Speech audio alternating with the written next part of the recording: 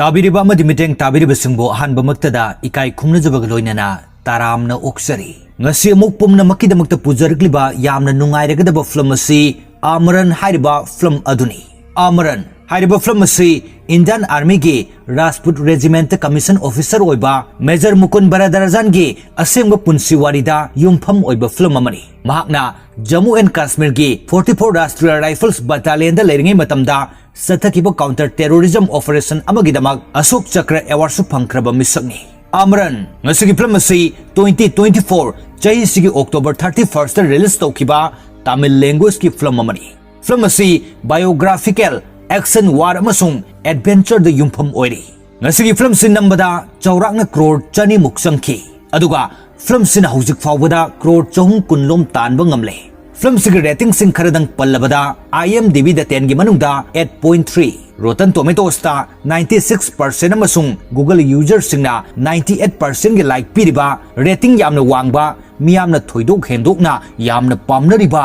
maming leiraba film amani film asigi magul sing sigi maramda aina saithabada loiba nairoi asigumlaba fazarba film asibu aikoigi channel asigi family na pamna khanbirakiba masigi damaktasu hainingai leitana thagatpa fogdokchari asumna matam pumnamakta channel asibu nungsibiduna support tawbiduna aikoibusu miyamgi seba mapung fana tawba ngamhanbiu haijari film asigi wari se hodringaida ngasigi film asida maru oina saktam langlibasing adu khangminakhisi Indugi saktamda Sai Pallavi Manoj Mukungi saktamda Shiva Karthikeyan amadi Sipoi Bikram gi saktamda Bhuvan Arora asina chingbasing asina film asida maru oiba thodang lori ngasigi film asida ulibasi maru oina Bharat ki thongna faraba thamoi senglba lanmi amana mama leibakpu kaya da nungsijaba mama leibak ki damak thawai fawa pamudana kadai fawa hona khibage haibadu ngasigi film asida mayek sengna utli ngasigi film asigi wari asi mayamda paudam jaba matamda soikiba amadi sitha nanthaba yaukhiba matamda miyamna waro bidana ba haijari adudi mayam film asigi wari da lakcharage wari sida amuk pukning changminarasi film asigi hanba sinda induna machanupi ga loinaduna flight tongduna ulai induna flight asidagi lapna leinariba samudraga atyaga asi uraga magi punsigumna oire haina khanjai induga magi nupaga lapna na leirami maram asina indugi maithongda nungaitaba mami amadi tai induna magi laptop adu hangdoraktuna army gi chita company gi group photo adu ulaktuna magi nupa thauna pharabu mukun adu ulai mukunna chita company asida mamanaba singi enjoy tawduna lerami numit asi makhoi gi duty loinaduna mayum singda phone wari sanarami khara amana masa masa gi thabak tawnaduna leinari tanja asida khanghodana makhoi gi camp asida terrorist attack tawruklami matawasida mayamadu question chenaduna nongmai yamna kana kapnari kuina kapnaraba matungda mukunda nongmaina panduna yamna sathina soi makoina mukunbu thangduna purakpada mukundi kari amata soglamdre tawsinaba oiduna leramle makoida terrorist attack tawrukhiba nate mukunna plan tawduna attack adu tawhalakhiba oirami maramdi yeknabana khanghodana attack tawrukpada matam pumnamakta army sing ready leigadabani haiba adu mukunna army sing adu khanghanbani asumna mukunna si thauna fabaga loinana yamna faba leader amasu oirami mahakna activity kaya tawduna army singbu yamna fajana training tawduna loinarami mathang senda mukungi senior amana pau tamlaki madudi jail da leiba Alfas Guru adu jail manungda sire haina Alfas Guruna hana parliament attack tawrukpadagi faduna jail da leirakhibani Alfas sibagi pawsi tabada Kashmir da terrorist Altaf soidana irang sogatuna thoglakani kudong saba silauduna Altafu faba natraga hatpagi phajaba chance sama mukunda senior aduna pirakhi Altaf asi ayamba matamda lutuna leirakhibani maramasina Altafu faba natraga hatpa asi yamna mathau tarami mukuna matam mangandana magi team ama semduna mission adu mapung fana pangthoknana ba haiduna Altaf ki leifam adu khangdoklami asumna mukunna Altaf adu hatke haina tawbada mafam adu gi misam sing aduna khoi ombugumna omsilaki maramasina Altaf Raja adu mafam adu dagi chenki mafam asigi misam sing asida terrorist sing insinduna army singbu yeknabani haina khalhalami maramasina mafam asigi misam singna army singbu yeknabani khanduna nung hunduna Altaf Raja bu kankibani army sing aduna su micham adu khut thaba yadabana maram oraga mafam adu dagi handorakhi mathang sinda indu amuk ulai indu mukunga karamna thengnarakibano haibagi wari adu lirei mukun amasung Indu asi college amatada taminaraki Indu di stage ki akiba leiraki haibadi stage ta thoktuna performance piba yamna kirami adubo ojana Indu da rem walk taunaba haiduna hairaki amasung rem walk adu mukun gi manakta chatuna tamnaba su hairaki mukun nupi amahana rem walk tambirami adubo nupi adu isu amadagi rem walk tauraroi haiduna Indu da rem walk taunaba hairaki Indu di stage ki akiba leibada natana mukun ubadasu hena pakatki mukun Indu gi dressing adu uraga noknarami adugo mukun Indu bu rem walk tambiduna stage ki akiba adu suphalami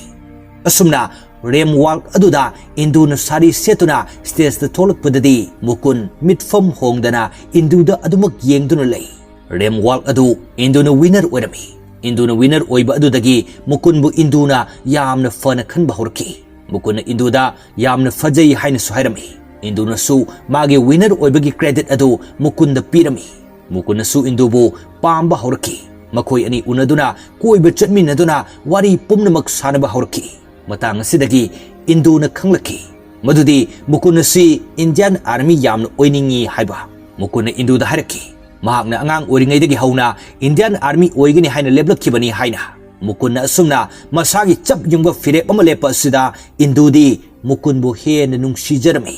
asumna Indu masamakna mukun da propose tawi mukun su Indu bu nungsijabana makoi anigi nungsinaba si asumna horki mukun gi mama nadi macha mathanta poi haiduna Indian Army da thabak tauge haibada sugya yade mukun gi mama na Army test ta pass tawraktana ba haiduna mapu da thauni jarami wari asi Indu na taba matamda mukun da hari adu iba taragadi masidagi aina nangi damakta Army selection test adu mai pakna na ba mapu da khurum jargani wai asi taraga mukun da thauna ama urki matam madu yaurakpada mukun Army selection test adu da mai pakki paw si hekta baga mukun Indu da paw adu tamlaki matam masida Indu na mukun bu selection tawrukna ba haiduna mandir da chatuna khurumduna lerami mandir gi kangsi makhol adu mukun na phone da gi taraga Indu na mandir da magi damakta mapu da khurumduna lei haiba adu khanglami madu khanglaga mukun Indu bu hena nungsi jarami asumna mukun Army gi selection tawruklabada training gi damakta station hongtuna chatpa tarami mukun Indu bu mayum da puraktuna mayum gi misinga unahalami mukun gi mama na Indu bu jati manade haiduna mamau oiba pamlamde Indu asi Christiani mukun gi mama na Indu da machanupa adu pamdana ba haiduna wahi kaya haijili adubo asengba nungsibu oirubana makhoi ani gi marakta apanba amata leiramde mukun gi mama na Indu da hari mukun gi rasifal da anirak luhungani hari aduna nangi ponsi adu manghogani Indu na rasifal aduda amata thajaramde maduda mukun gi mama na mu hari mahakte haujik Army oirbanina yumda lakpagi matam phanglaroi nang kona ningamlagloi napunsido pangmoi nang wakhal khalo mukun gi mama gi wahi asida su Indu na kari amat khalamdi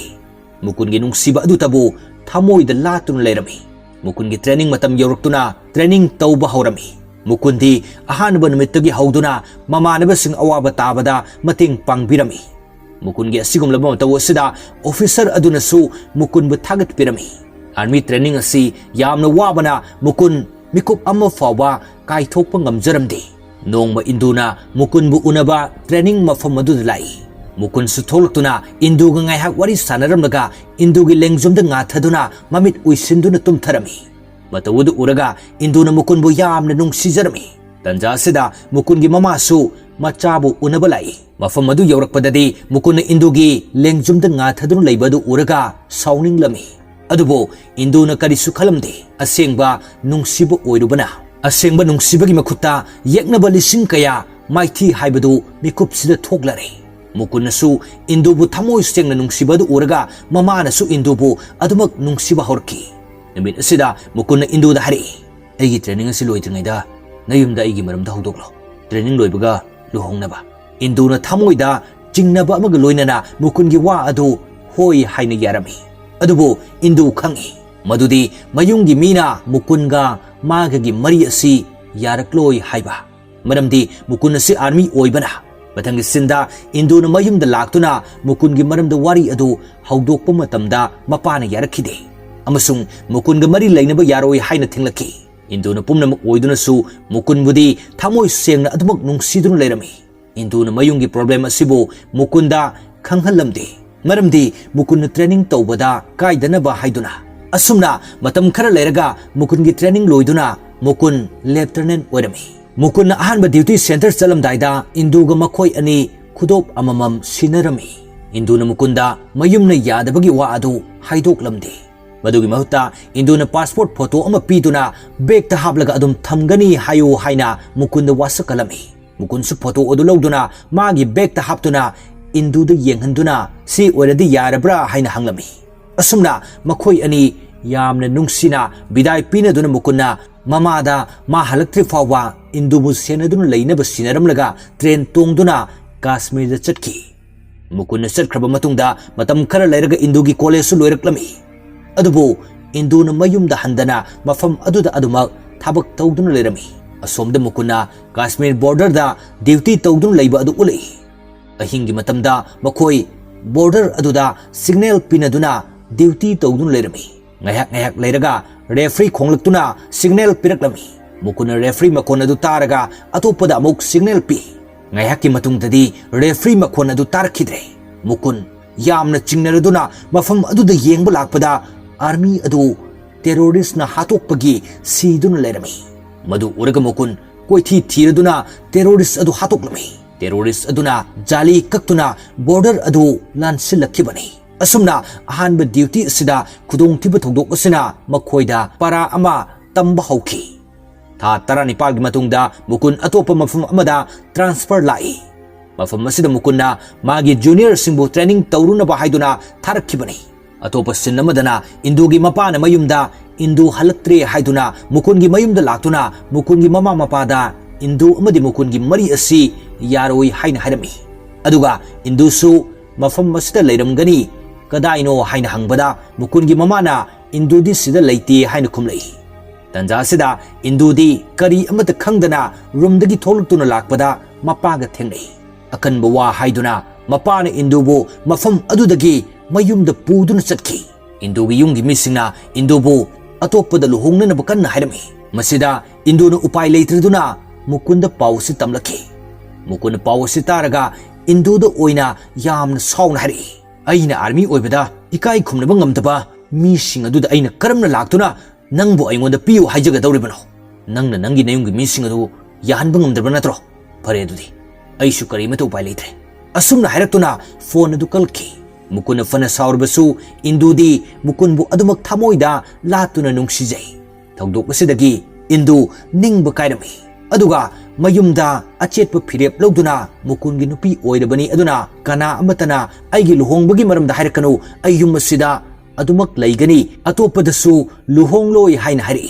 इंदुगी फिरेप असिदा मयुंगी मिपुंग खुदिंगमकना यामना ngaknarami असुमना Indu निंगबा काइना मयुमदा नाइतोम लेंदुना लेरकी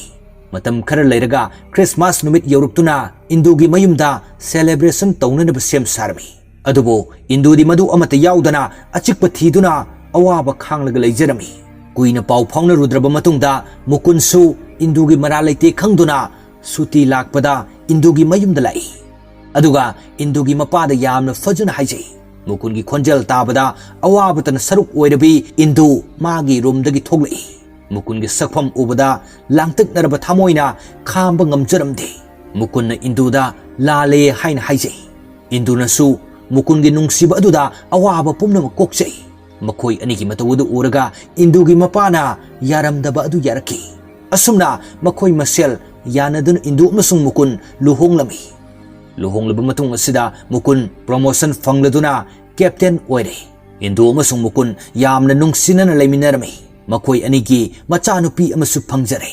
मुकुन promotion फंगलकपदगी हानगुमना सुती यामना फंगलखिद्रे मुकुन की posting मफम मधु काश्मीर तारखी मफम मसिदसु मुकुन promotion अमुकादुना major ओरखी अहानबदा Altaf रजा हाट के तौरंबा अदु मुकुन Kashmir असिदा लाक्तुना major ओरब मतुंग असिदनी Mukunda मागी senior अदुना Altaf की मरमदा वारी पुमनम खंगहलमी अमसुंग अल्ताफना मफम असुगी मिचम सिंगबो थौगतुना आर्मी सिंगा मतौ करमना थिना हलिबनो हाइबा दुसु मुकुंद सीनियर अदुना पोमनमक हाइरमी मतंग सिदगी मुकुंद मागी टीम सिंग अदुगा उन्नरमी मागी आर्मी टीम असिदा काश्मीर मचा खरसु यावरमी मकोय सिंग अदुदी काश्मीरी मरोलसु खंगलमी मरम असिना मुकुंद काश्मीरी मचा सिंग अदुगा तोंगान तोंगान बा मफम द चतुना येंगथोक्लमी अदुगा अल्ताफ की मपागी मनाक्ता लाक्तुना अल्ताफना मिचम सिंगबो टेररिस्ट संदोक्लिबसी लेभन्नबा हाइन हाइरमी अदुबो अल्ताफ की मपाना मखोगी वा अदु तादना अल्ताफना तौरिबा अदु अचुंबनी काश्मीर असि इंडिया दगी तोंगान ताबो पामी हाइन हाइरकी मफम मसिदा मुकुना इन्फॉर्मर खरसु सेमदुना थमलमी मथंग सिंदा अल्ताफ उलई अल्ताफना पिकलिबा अंगांग सिंगबु ट्रेनिंग तौदुना आर्मी सिंगी मायोक्ता नोंगमै कापननबा हाइदुना तंबीरमी असुमना अल्ताफना टेररिज्म असि संदोक्तुना लाखिबनी अल्ताफता मागी मियोई अमना रेडी मिलिटरी कया सुसाइड तौबा पामनरी मखोय सिंग अदुगी इंटरव्यू लौरबदी अइखोइदा कानगनी हाइना एडवाइस पिरमी मदुदा अल्ताफसु यानिंगलदुना इंटरव्यू अदु लौनरबा सेमसाली पावसी इन्फॉर्मर गी खुथांगदगी मुकुंद फंगलमी इन्फॉर्मर अदुना इंटरव्यू तौफम लोकेशन अदु हाइरकी मरमसिना मुकुन्ना सीनियर अदुदगी अयाब लौदुना लोकेशन अदुदा मागी टीमगा लोइनना सेनदुना लेरमी मखोइना इंटरव्यू तौरिबा मफम अदु युम अमदु ओइरमी अदुगा मफम अदुसु मिचम लैबा मफम अमनी मरमसिना अल्ताफ लैरे हाइबा खंग्रि फावबदी नोंमै कापगे अयाब अदु लेरमदे मुकुन इंटरव्यू तौरिबा मफम अदुदा सानरिबा वारी पुमनमक अदु मपानदा लैरगा ताई अल्ताफना इंटरव्यू तौफम अदुदा मसक मानबा अमा हाना थारकी अदुबो मुकुन वारी सिंग अदु ताबदगी अल्ताफ लाक्ट्री हाइबा खंगलदुना अदुमक लेरमी इंटरव्यू तौरिबा अदुदगी मियोई अमना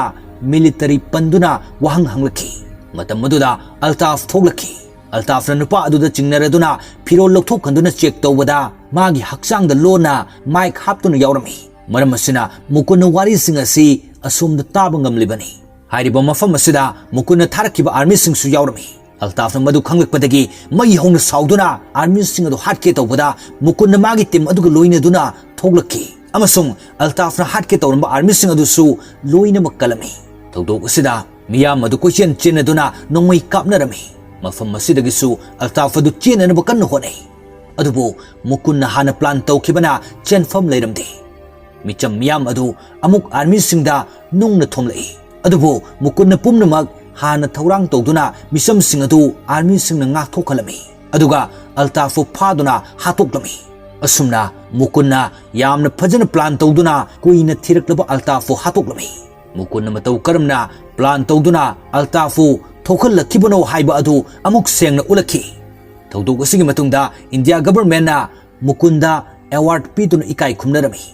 मदुदा मुकुन्ना मिशन असि माइ पाकदा मागी टीम अदुदा क्रेडिट पुमनमक पिरमी असुमना मागी टीम गी मिसिंग अदुगी मिंग लौदुना इकाई खुमनबु उलमी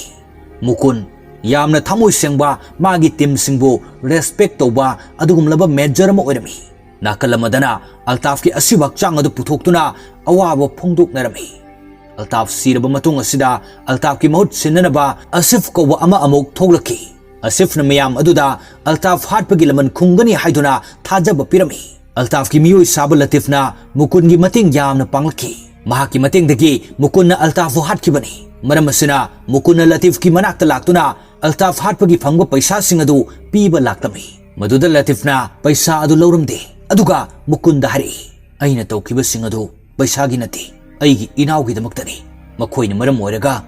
करिसु खंगजदबा अइगी इनाव अदु ngasiदी ताइबंग असि थादोक्तुना चटख्रे असुमना लतीफना टेररिस्ट सिंगी मी सादुना मखोइगी मायोक्ता थाबक तौरखिबनी मथंगी सिंदा मुकुन मयुमदा वीडियो कॉल तौरक्तुना वारी सानरगा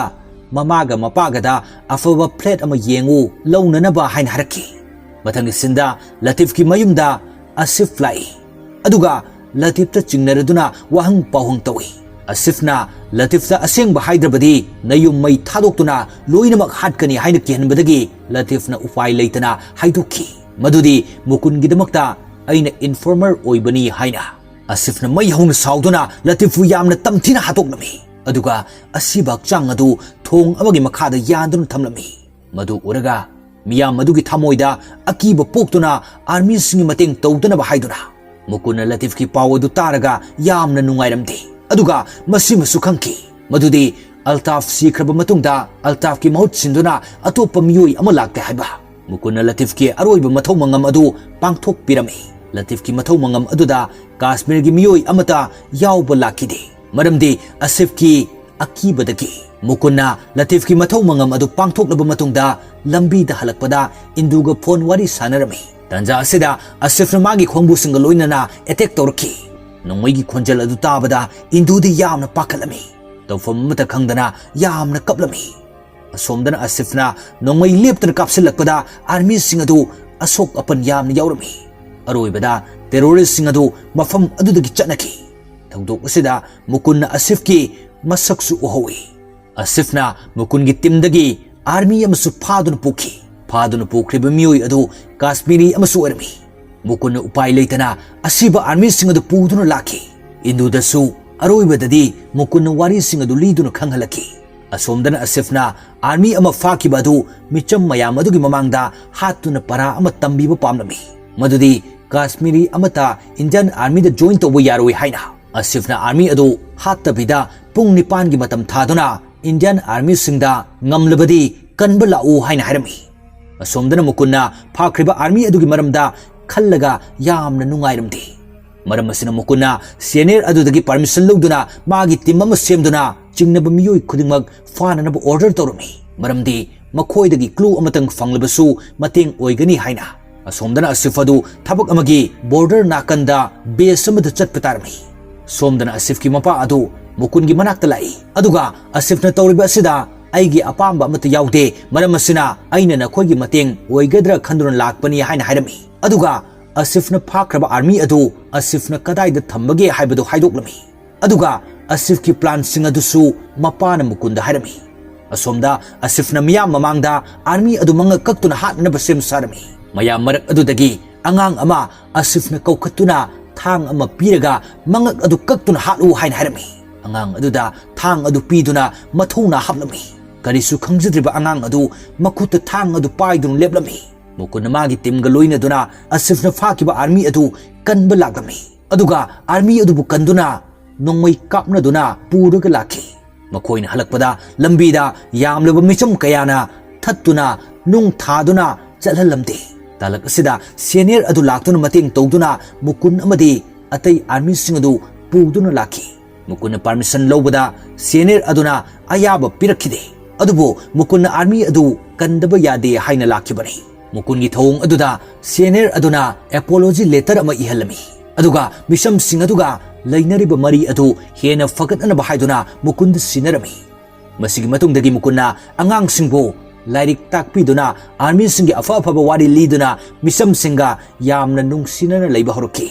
nongma training tawringaida lanmi amana soibadagi nongmai kapthoraki nongmai maru adu mukunda pali mukuna layeng ba adu army hospital da tawrabadi lanmi adugi asoibada court martial tawkigani haiduna private hospital amada layeng halami mukungi treatment asi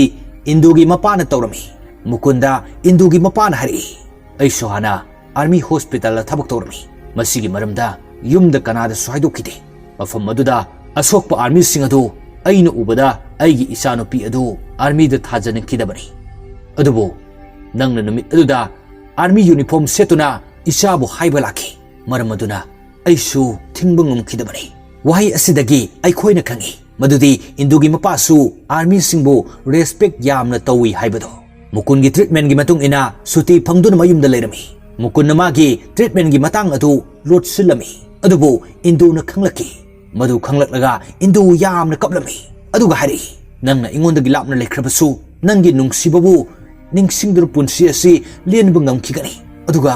nangna khudong thiba nanglabadi ai khangdun leiba ngamloi wahi asi taraga mukunna wasak ama laholami madudi aina karigumba khudong thiba nangkhrabasu lebak asigi damaktani nangna chauthokadabani kappa yaroi haiduna asumna matam khara mukunna yum aduda macha amadi magi nupi aduga nungsina leminaramlaga duty mafamda amuk lakhi matam asida kashmir da election gi matam oiraklami election mapung phana pangthoknanaba duty mukunda sinarami terrorist singnadi kashmir asida election thingduna india dagi tongan leinanaba haiduna honarami asomda su terrorist singaduna election adu thingnanaba asifta sinarami मुकुन plan तौदुना election अदु मफुंग फाना पांगथोकननब सिलमी असुमना election मतम योरतुना मपुंग फाना मियाम अदु vote थादनरमी चही कयागी ममांगी record तगी vote थादबगी चांग यामन हेलमी अदुबु असिफना vote थादबगी machine सिंग पुरिब गाड़ी सिंग अदु लंबी दे थतुना बॉम पोखाई हंदुना मई थादोकलमी मुकुन होनदुना भोट मपुंग फाना थादहलबसु करी अमता कानखिद्रे टेरोरिस्ट सिंग अदुना मई थादोक्तुना मखोगी मिशन अदु माई पाखरे मुकुन पाव से तारगा मई हौना साउदुना असिपु अथुबा मतमदा लोइसिनबा पामलमी मुकुन असिफ की लोकेशन थीबदा युम अमदा असिफ मिचम कयाबु फादुन थमले हाइबा खंगलकी मुकुन लोकेशन अदुदा यामलब फोर्स सिंग अदु लोइनदुन लाखी असिफना मफम अदुदा आर्मी अमा हेक चंगलपगा युम अदु पोखाई हंदुना यामलब मिचम सिंग अदु हाटकनी हाइन हारकी मुकुन्ना युम अदुगी मनाक्ता लैबा मिचम सिंग अदु थैदोकलमी अदुगा युम अदुदा चंगदुना मिचम सिंग अदु कंदुना टेरोरिस्ट सिंग अदु लोइना हाटलगे हाइदुना थौरांग तौरमी मतम सिदा मखोइना मसागी थवाइबु करिसु ओइना खलमदे असुमना मुकुन अमदि ममानब अमगा युम अदुदा चंगलतुना टेरोरिस्ट सिंग अदुगा लेप्तना नोंगoi कापनरमी थौदोक असिदा मुकुनगी मिटमांगदा ममानब अदु थवाई कथोकी मुकुन थमोई काइना अचाकप अमगा लोइनदुना टेरोरिस्ट सिंग अदु तुमना हालमी अदुगा मिसम सिंग अदु सुकनबिरमी असुमना मिशन अदु माई पाक्तुना थोलकपदा मुकुन अदु लैमाइदा तुथकी मुकुनगी लानमी सिंग अदु चेनसिनरक्तुना येंगबददि थौदोक अदुदा मुकुनदसु नोंमैना पांदुन लेरमी मुकुनगी असोकबसु लायेंगनबगिदमक्ता हॉस्पिटल यामना थुना एम्बुलेंस थौदुना पुखी अदुबो मुकुनगी हक्सांग असिदा नोंमै मरुना यामना तमथिना पानखिबना ई का हेना थोलकपना मरम ओरगा हॉस्पिटल यौदना लंबीदा अदुमक मुकुन ममा लेबाकिदमक मिकुपसिदा मागी थवाई थादोखरे मुकुनगी मथौना असिबो इंडिया गवर्नमेंट इकाई खुमनदुना अशोक चक्र पिरमी अवार्ड असिबो लौबा इंदुना मचानुपी अदुगा फ्लाइट अदु तोंगदुना लाखिबनी अदुगा मुकुन्ना ममा लेबाकिदमक थवाई थादोखिबगी पाव अदु तारगा इंदु वा अमत ngang अवाब पुमनमक थमोइदा फुमदुना कप्तना अदुमक लेरमी मरमदी मुकुन्ना महक खुदोंग थिबा थोख्रबसु कपकनु हाइना वासक लौखिबना इंदुना कपखिदबनी असुमना फिल्म असि मतंग असिदा लोइखी अइना फिल्म असिगी मरमदा पाउदमजबा मतमददी मयामना फिल्म असि येंगबा मतमदा खजिक्तंग ज्ञान ताबदा मतेंग ओइननबा हाइदुना यामना तेंतकना समना लिजबनी फिल्म असि असेंगबा वारिदा युमफम ओइबना सिन खुदिंगमक असि आथ्र यामना चेली अदुगा यामनासु इमोशनल ओइ मरमदुना फिल्म असि येंगदुना असेंगबा महाव अदु खंगबियो ngasiगी matang asida loisinjarage mathangi nungairaba video da amuk thengna minarasi